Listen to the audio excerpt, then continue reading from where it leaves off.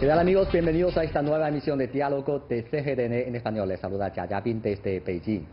La sabiduría filosófica oriental formada a lo largo de la evolución de la civilización china está atrayendo cada vez más la atención y el interés no solo de los chinos, sino también de muchos extranjeros.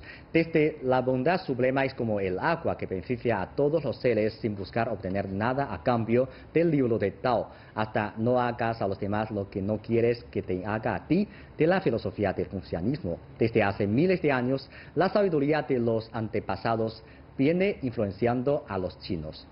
Hoy en Diálogo nos acompaña un joven colombiano y mexicano, uno de los traductores de la obra clásica El arte de la guerra.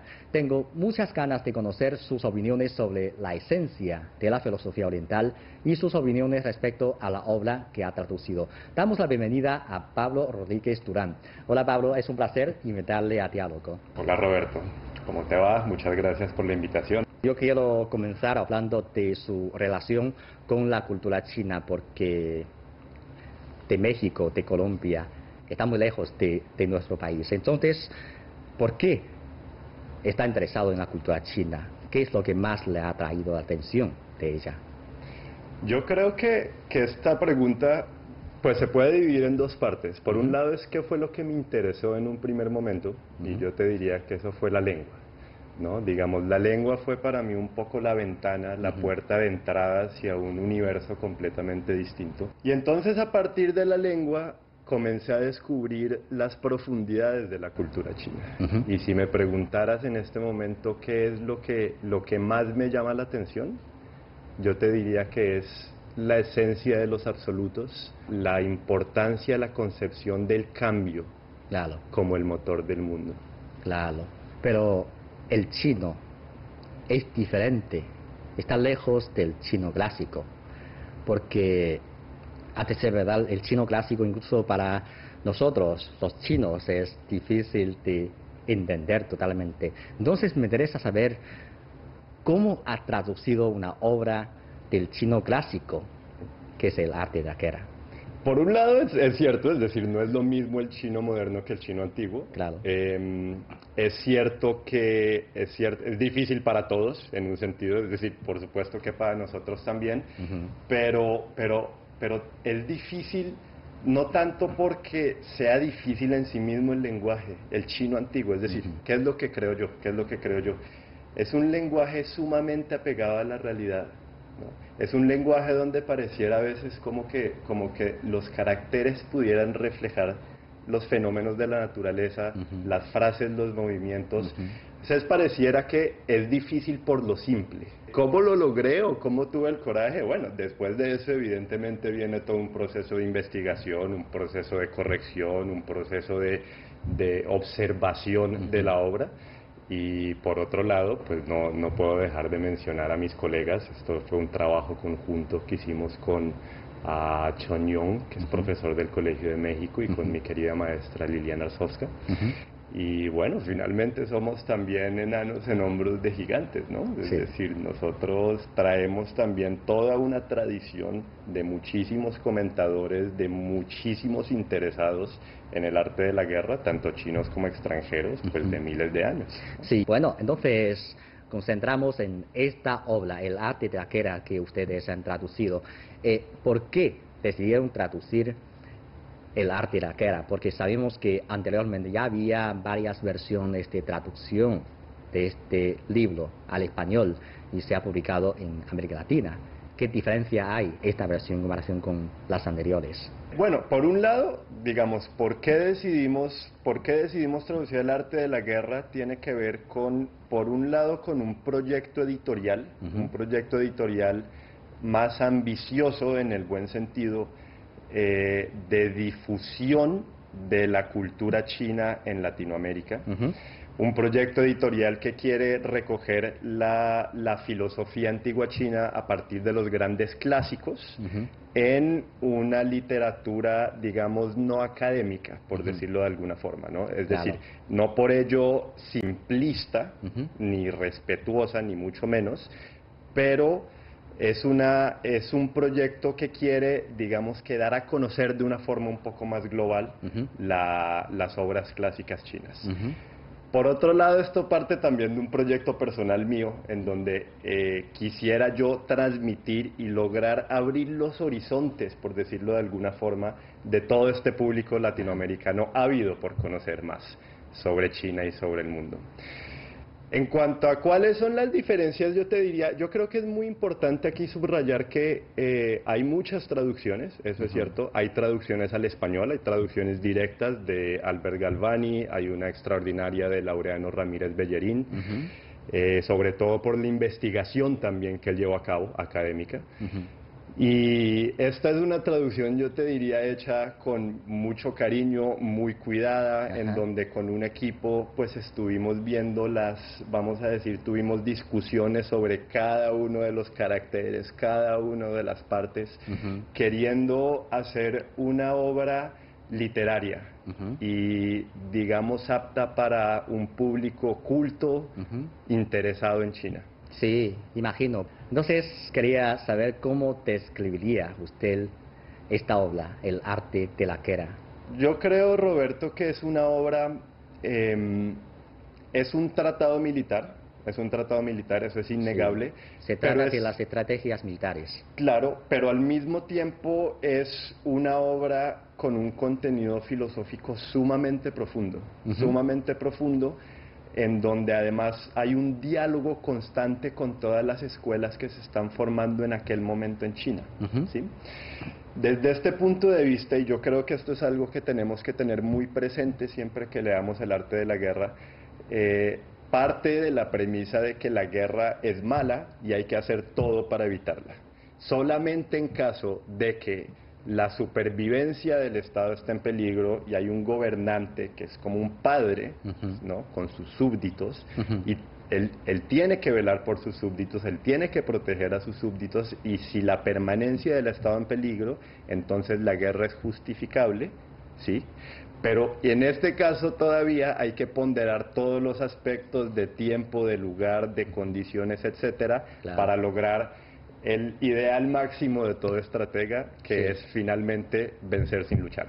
Yo creo que así podríamos resumir la esencia del arte de la guerra. Y aún así, si se llegara a llevar a cabo la guerra, hay que tomar todas las medidas necesarias para paliar todo sufrimiento, y de ahí hablan del uso de espías, del aprovechamiento de los recursos del enemigo, ¿cierto? Es decir, hay un tema sumamente humano dentro del arte de la guerra, y eso es fundamental, ¿no? Sí, pero imagino que una mayoría absoluta de sus lectores expectativos no son del sector militar. Entonces, para ellos, ¿qué significado tiene una obra militar, estrategia militar? Claro, no, y se ha utilizado además, pues, digamos, todos sabemos que se ha utilizado para los deportes, para los juegos de mesa y en buena medida además para el comercio, para los negocios, ¿no? Se ha utilizado como una estrategia, como una metáfora, digamos, para vencer. Pero yo creo que hay que tener mucho cuidado y sobre todo leerla como un todo, leerla entendiendo su contexto histórico y leerla además teniendo en cuenta las bases filosóficas de las que parte. Eso es fundamental para poder realmente aprender la esencia y la belleza de esta obra. ¿Podría darnos unos ejemplos? No, yo creo que a lo que me refiero es a que podamos ver los principios filosóficos que provienen desde el I Ching, finalmente, ¿no? A Yin Yang, ¿no? Yin Yang, por ejemplo, Wu Xian, ¿cierto? El Yin Yang y los 5 procesos, bueno, 5 elementos les llamamos, pero 5 procesos, que están presentes, por ejemplo, en esta dicotomía que se ve todo el tiempo, Xu Shi, ¿no? Lo lleno y lo vacío, ¿cierto? Lo sutil y lo aparente. Zhong Qi, que serían las acciones previsibles y las acciones extraordinarias, ¿no? Eso es la filosofía de China, que cada uno siempre hay otra cosa que está a su contrario, pero su existencia porque existe su contrario. Exacto, y se complementan, más que estar en choque, ¿no? Y se complementan, sí.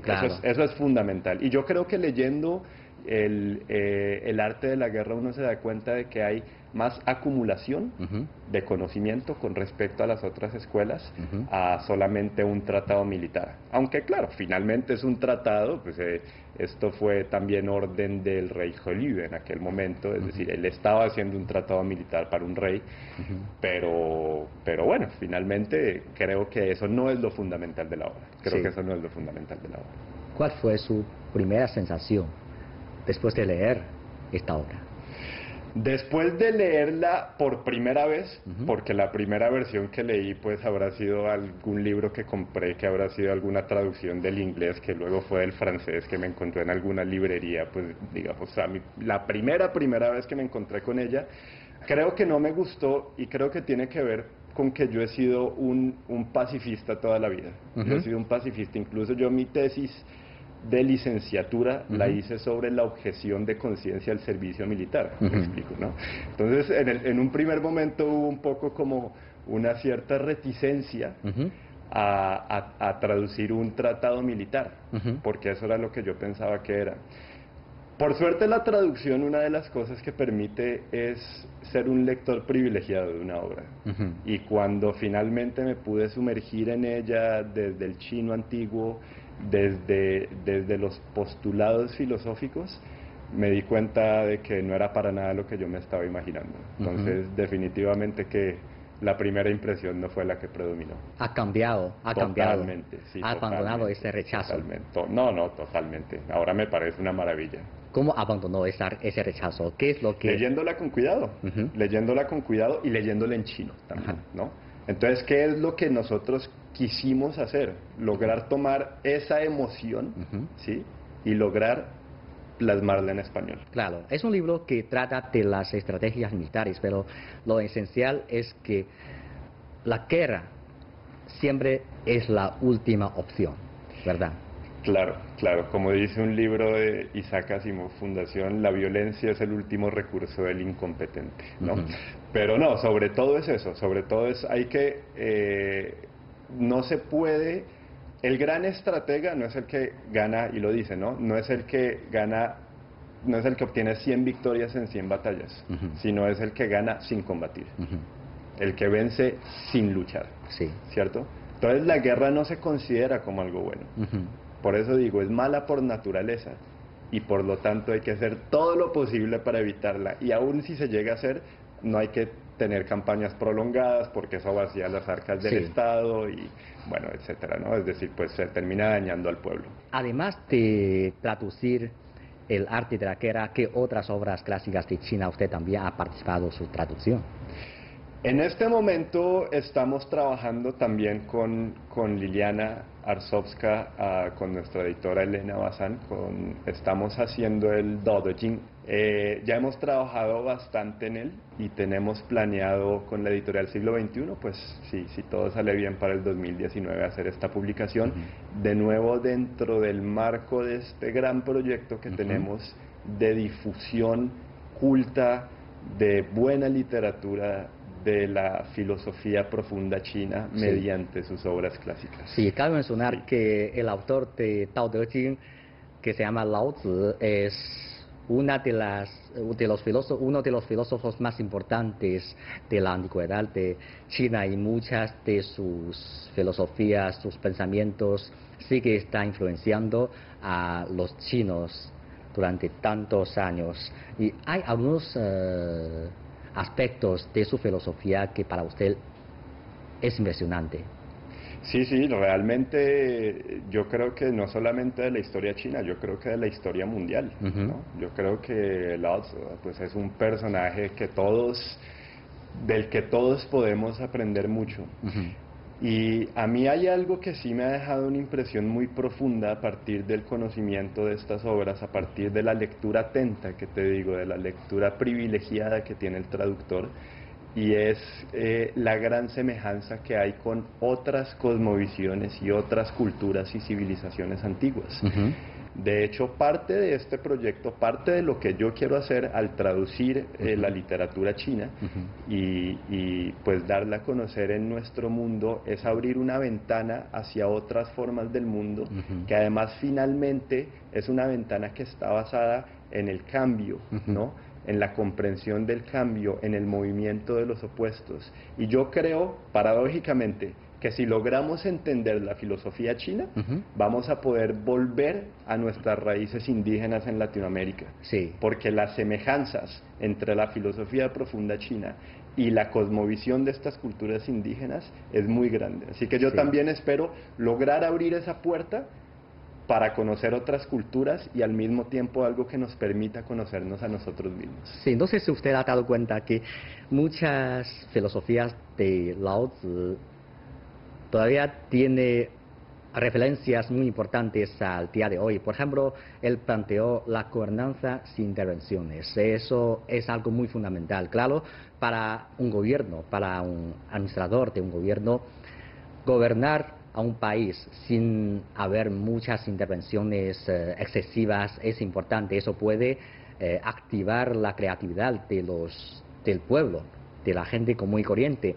Y esto mucha gente también lo usa en la administración de una empresa o la educación de los niños, que no hay muchas intervenciones, hay muchos controles. Eso también es muy bueno. Sí, sin duda, sin duda. Yo creo que Wu-Wei se ha vuelto también un poco una de las máximas, una de las máximas en mi vida, en el sentido en que se trata de no interferir, ¿no? Yo creo que esta es también una buena forma de entenderlo, es no interferir con los procesos naturales.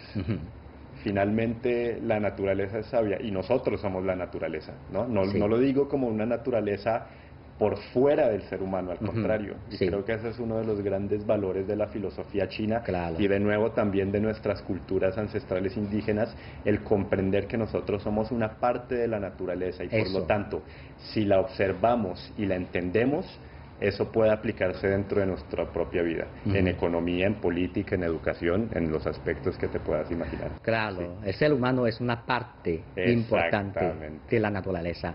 Y también la filosofía, o una gran parte de la filosofía de China trata de explicar la relación entre la gente. Yo creo que eso también es un carácter muy importante. Y en la filosofía antigua de China se destaca un carácter chino, He, que es la armonía.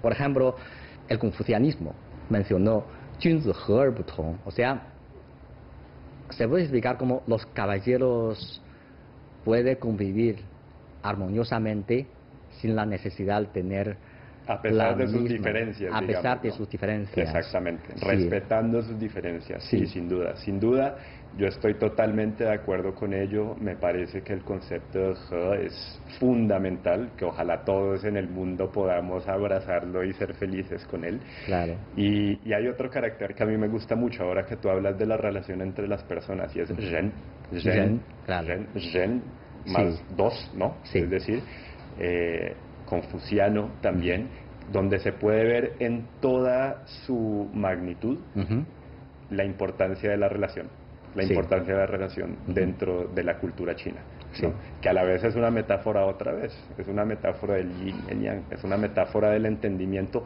incluso si lo ves desde la lengua, ¿no? Tú no puedes decir que un carácter en abstracto sea un adjetivo o un verbo o un sustantivo o una preposición. Tú únicamente puedes saber qué este carácter, qué es, cuando se relaciona con otros caracteres. Sí. ¿Cierto? Sí. El carácter en abstracto no es nada, pero cuando se relaciona con otros caracteres, ahí ya toma una función específica. Entonces, por eso, la relación es un tema fundamental dentro de la filosofía china. Sí, claro. Por eso digo que para conocer a la China de hoy, hay que aprender la filosofía de China en la antigüedad. Ahora ya entramos en una nueva época. En las últimas varias décadas, la apertura de China hace que este país está profundamente integrada con el mundo. Esta integración no solo se concentra en el comercio, sino también en la cultura, en la forma de vida. Entonces, parece que la forma de vida de los chinos de hoy día está cada vez más lejos, se difiere mucho a la forma de vida tradicional de la antigüedad. ¿Quiere decir esto que las filosofías de China también están alejando de nosotros? Yo creo que tienes razón en el sentido en que de pronto la vida de hoy en día, con su ritmo acelerado y a partir de la modernidad, o bueno, dentro de toda esta integración y este nuevo paso en el que estamos, ha cambiado, pero no, yo creo que la raíz sigue estando ahí, yo creo que la raíz sigue sumamente firme dentro del pueblo chino, dentro de la cultura china. Se puede ver en manifestaciones pues desde la comida hasta la medicina, hasta el lenguaje. Pues en este momento es también un reto, ¿no? Es un reto el cómo mantenerse dentro de sus propias tradiciones culturales al mismo tiempo que se integran dentro de un mundo globalizado, ¿no? Yo lo único que diría es, hay otro He, no solamente el de armonía, sino el de unión, Tianzhen He. Yo espero que no se olviden de eso, que no se olviden de la simpleza, de la frugalidad, de su ser auténtico, ¿no? De su ser auténtico, y que mientras recuerden también, ¿no? Quien conoce lo suficiente siempre será feliz, ¿no? Claro. Exacto, exacto. Entonces, mientras esté eso presente, yo creo que no van a tener ningún problema. Sí, eso hace que la gente pueda vivir de una forma más feliz. Sí, señor. Claro. Sí, señor.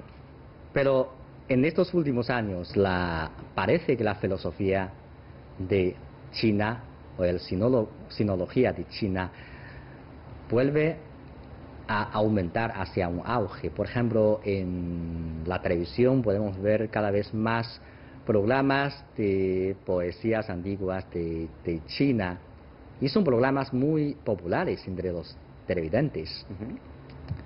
A mí me parece que es un fenómeno muy bueno. No sé si usted también ha dado cuenta de este digamos, cambio o esta tendencia, y cómo explica usted esta tendencia. Yo creo que estoy totalmente de acuerdo contigo, me parece algo sumamente positivo, me parece algo sumamente positivo el que quieran volver a sus raíces, el que además puedan concentrarse en estas artes tan maravillosas como son la caligrafía y pues por supuesto la poesía. Yo soy un gran fanático de la poesía, además me encanta un poco con lo que veníamos diciendo, que dentro de la poesía china, ¿no? Muchas veces no hay sujeto y el verbo ser, tal como en chino antiguo, no existe, ¿no? Entonces otra vez es volver a conectarse con esas raíces. Yo creo que estos programas son un resultado natural de esa raíz fuerte, además, que sigue arraigada dentro de la cultura tradicional. Y pues yo lo veo con los mejores ojos, sin duda. Sí, a mí también, porque después de 40 años de reforma y apertura, durante un periodo los chinos abrió el abrazo para recibir las cosas de todo el mundo con mucha alegría. Claro, eso es muy bueno, pero también hay que conservar su cosa propia, y hoy en día parece que los chinos están más conscientes de esto. Y este tipo de televisiones, de programas televisivos ayuda a cada vez más chinos a prestar atención de las cosas clásicas, de la belleza de la poesía clásica de China. Eso es una parte importante. Y por otra parte, fuera de China también hay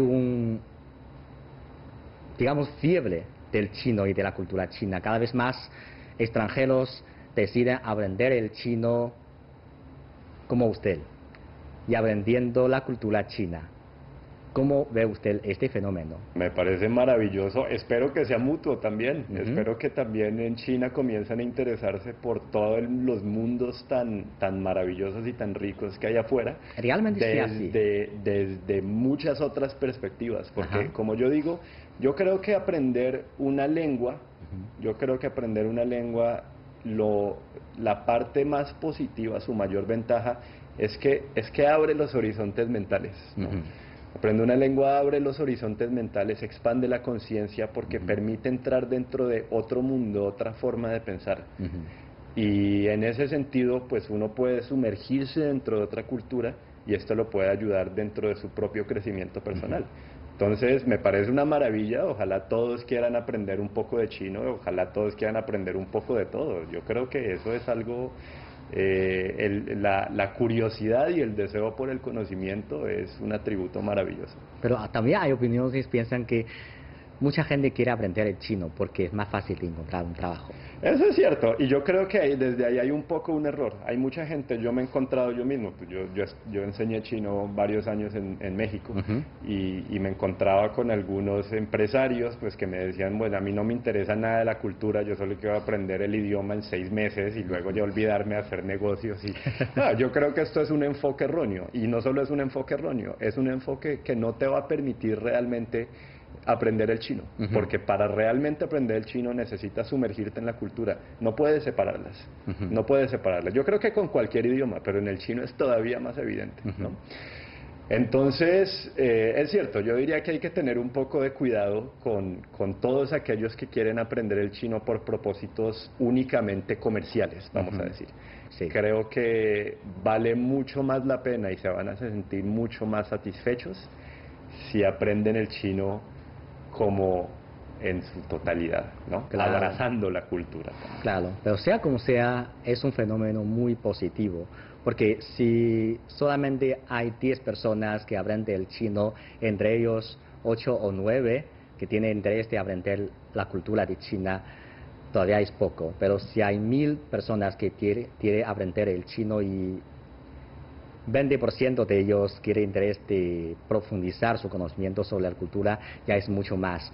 Hay que verlo de una forma más amplia, más a largo plazo. Quería saber para usted, personalmente, que ha traducido el arte de la guerra y Tao Te Ching, esta experiencia de traducción de las obras clásicas le ha influenciado en su vida diaria. Sí, claro. Muchísimo. ¿De qué forma? Muchísimo. Yo creo que otra vez es un poco como el yin y el yang, ¿no? Yin y yang, sí.